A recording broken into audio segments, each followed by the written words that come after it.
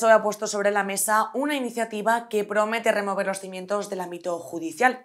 Una proposición de ley orgánica para, entre otros cambios, limitar la figura de la acusación popular. La formación socialista denuncia lo que considera un abuso de las acciones judiciales con fines políticos y por ello plantea dos medidas clave: prohibir a partidos ejercer como acusadores populares y vetar las querellas basadas únicamente en recortes de prensa. Además, la propuesta busca suprimir el delito de ofensas religiosas, tipificado en el artículo 525 del Código Penal, por entender que se ha usado de forma malintencionada contra creadores y activistas. El portavoz socialista Patxi López sostiene que estos mecanismos judiciales han sido instrumentalizados, generando un ambiente de intimidación hacia artistas y quienes disienten políticamente. Otra de las reformas que contempla el texto es la posibilidad de recusar a jueces si han expresado opiniones políticas o ideológicas. Esta medida, según el PSOE, pretende reforzar la imparcialidad en aquellos casos donde partidos u organizaciones vinculadas pudieran verse afectadas. Sin embargo, estas reformas no han sido exentas de polémica. Asociaciones de jueces y fiscales alertan sobre los riesgos de modificar un mecanismo que ha sido clave para destapar casos de corrupción históricos como el caso Gürtel o los GAL. Desde la Asociación de Comunicadores Jurídicos también se critica la iniciativa, señalando que podría socavar el papel de los medios de comunicación, cuyos reportajes han sido la base de importantes investigaciones judiciales. La oposición y algunos socios del gobierno tampoco ven con buenos ojos la propuesta, acusando al PSOE de actuar por intereses propios, dada la existencia de casos judiciales en curso que afectan a personas cercanas al Ejecutivo, como el caso de Begoña Gómez, esposa del presidente, o su hermano David Sánchez. Este proyecto no requiere un dictamen previo del Consejo General del Poder Judicial, al tratarse de una proposición de ley. Aún así, el PSOE confía en un respaldo mayoritario en el Congreso para sacar adelante estas reformas, que, de aprobarse, modificarían sustancialmente la participación de las acusaciones populares y eliminarían el delito de ofensas a los sentimientos religiosos. En las próximas semanas se verá si se logra un consenso o si la proposición queda en punto muerto. La Agencia Española de Protección de Datos ha sancionado con 1.000 euros a una comunidad de propietarios por revelar, sin necesidad alguna, datos personales de algunos vecinos en un documento que se envió a todo el edificio.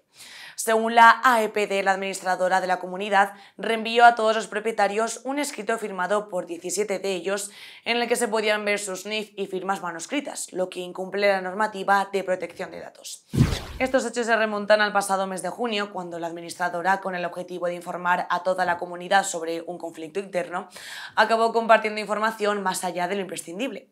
De hecho, la agencia deja claro que la finalidad de transmitir el contenido del documento era legítima, pues estaba relacionada con la gestión de la comunidad, pero no se debía incluir la identidad completa, el NIF o las firmas de los firmantes. La administradora alegó que la ley de la propiedad horizontal la obliga a mantener informados a los comuneros y custodiar documentación como sentencias o escritos que afecten al interés general de la comunidad.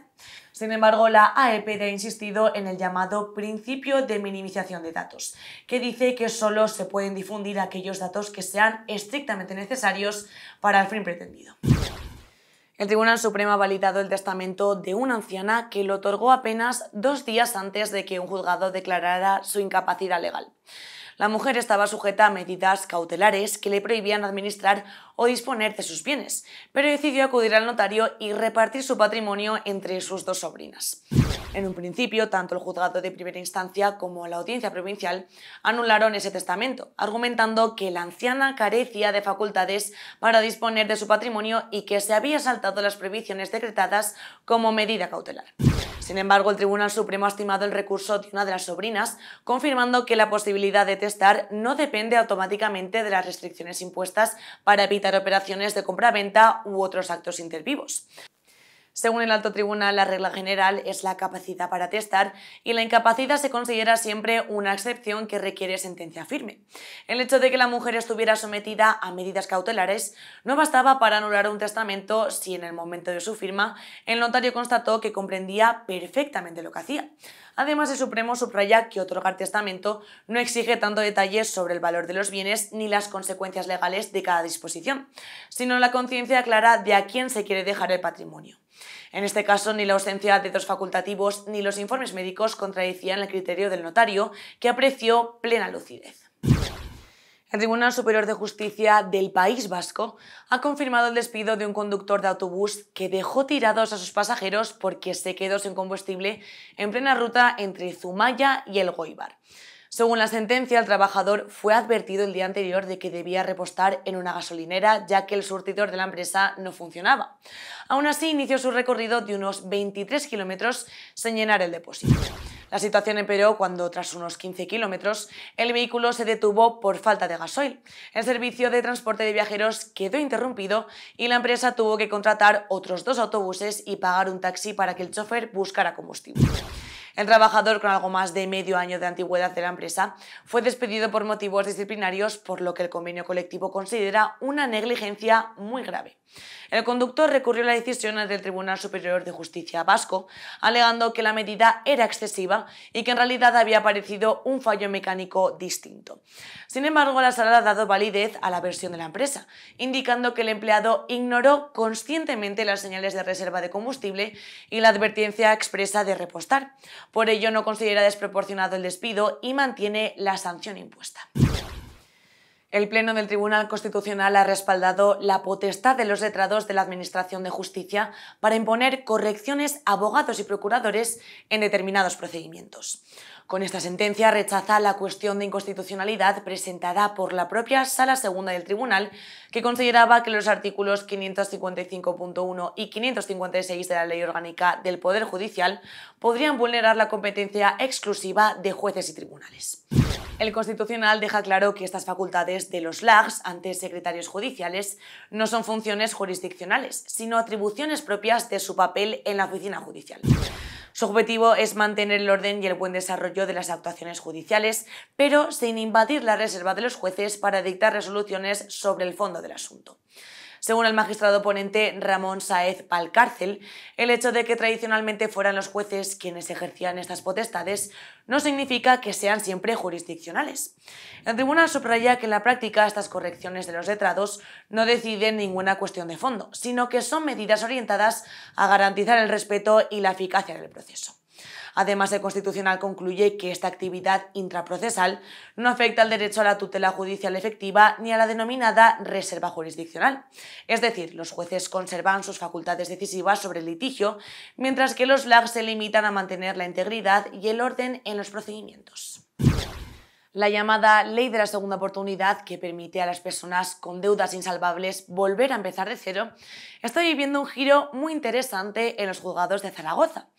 Hasta hace poco, muchos deudores que solicitaban la exoneración de sus deudas veían cómo los tribunales les denegaban ese alivio, argumentando que habían actuado con temeridad o negligencia al contratar los créditos.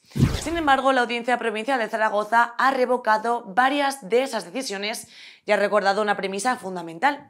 Es necesario demostrar de forma clara y contundente que el deudor actuó de mala fe para negarle la exoneración.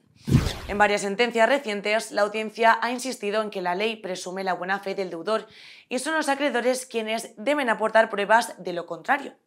Además, ha subrayado el papel de las entidades de crédito, que por ley han de comprobar la solvencia de quien pide el préstamo. Si ese control falla, no se puede culpar automáticamente al deudor de sobreendeudarse. Las resoluciones también apuntan que en la mayoría de los casos las entidades demandantes no han podido demostrar una conducta dolosa o negligente. Por ejemplo, no han probado que el deudor ocultase datos ni que hubiera fraude alguno. Por tanto, la Audiencia Provincial reitera que el simple hecho de endeudarse en exceso no significa necesariamente mala fe.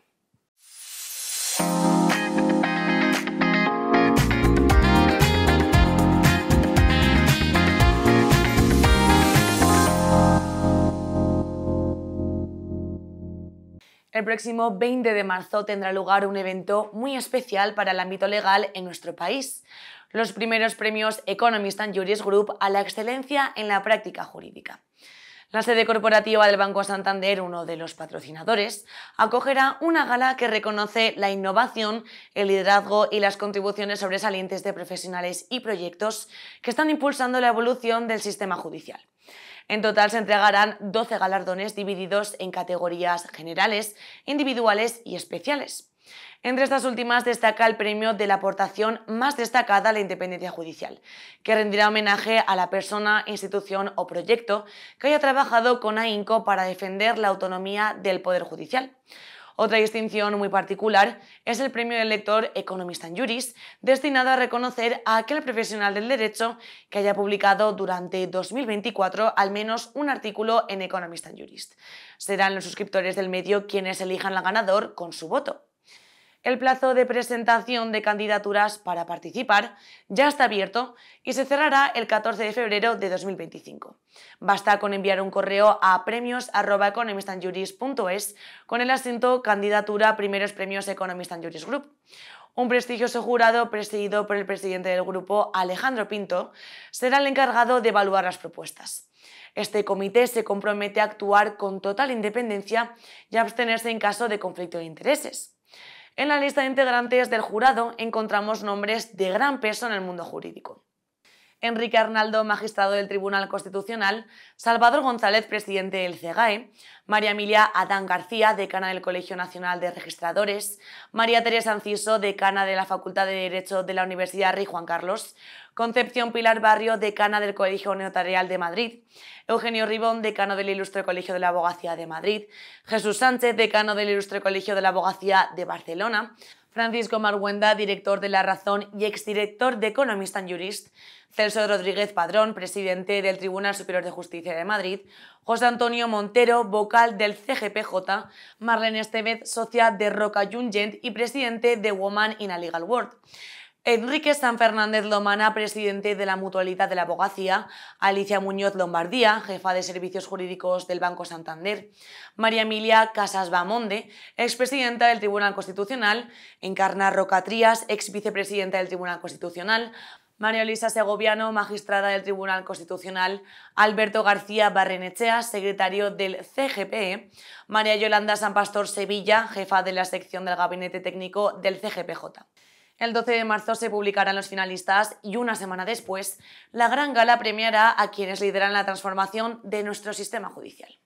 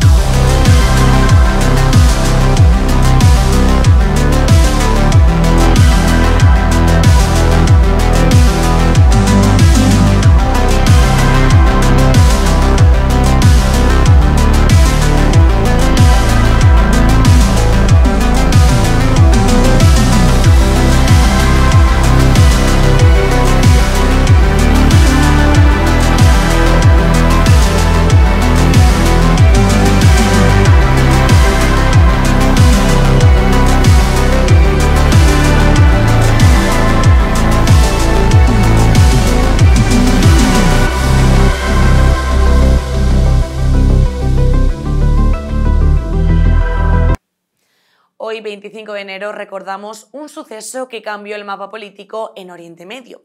En 2006, en unas elecciones legislativas en Palestina, Hamás sorprendía al mundo al alzarse con 76 de los 132 escaños del Parlamento. Fue la primera vez que este movimiento, catalogado por algunos países como organización terrorista, alcanzaba una mayoría que le permitía formar gobierno. Este resultado hizo saltar las alarmas en Israel y provocó una tensión que a lo largo de los años no ha dejado de crecer. Esa misma tensión estalló en 2023 en forma de un conflicto armado abierto entre Israel y Hamás.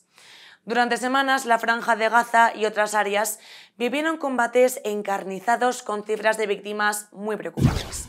Sin embargo, hace tan solo unos días se declaró un alto al fuego que, de momento, ha frenado las hostilidades y ha permitido a las organizaciones humanitarias llevar ayuda a los civiles. Este aniversario electoral de Hamás llega en medio de un frágil ambiente de calma, un paréntesis que muchos esperan que se convierta en el primer paso para retomar las negociaciones y ojalá encontrar una senda más estable hacia la paz en la región. Muchas gracias por acompañarnos una semana más. Esto es Economist and Juris, la Casa del Derecho. Nos vemos el sábado que viene con más noticias.